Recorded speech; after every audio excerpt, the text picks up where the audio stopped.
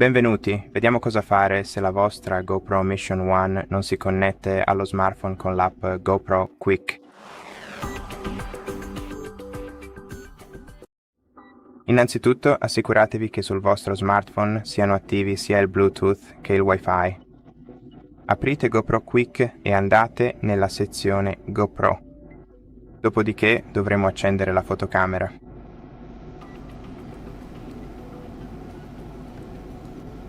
Poi scorrete verso il basso per aprire il menu delle impostazioni rapide qui. Andate alla seconda pagina. Provate a connettere subito il vostro dispositivo toccando Connetti dispositivo. Dopodiché, sul vostro smartphone dovrete toccare Connetti a GoPro e attendere che la fotocamera venga trovata. Ma se non viene trovata, allora torniamo indietro. Toccate Preferenze sulla vostra fotocamera. Selezionate Connessioni.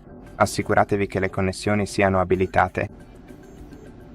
Passate la banda wireless da 5 GHz a 2,4 GHz, poiché ha una migliore area di copertura. I 5 GHz, tuttavia, vi garantiranno una migliore velocità di trasmissione. E provate a resettare le vostre connessioni per cancellare i dati delle connessioni memorizzati nella cache. Date alla vostra fotocamera un momento e poi provate a riconnetterla al vostro smartphone.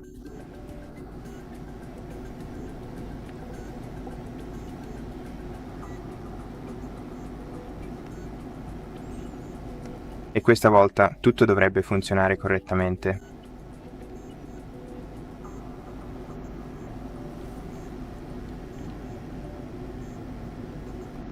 E questo è tutto, grazie per aver guardato questo video. Se il video vi è piaciuto, iscrivetevi al canale, lasciate un like e un commento, ci vediamo al prossimo.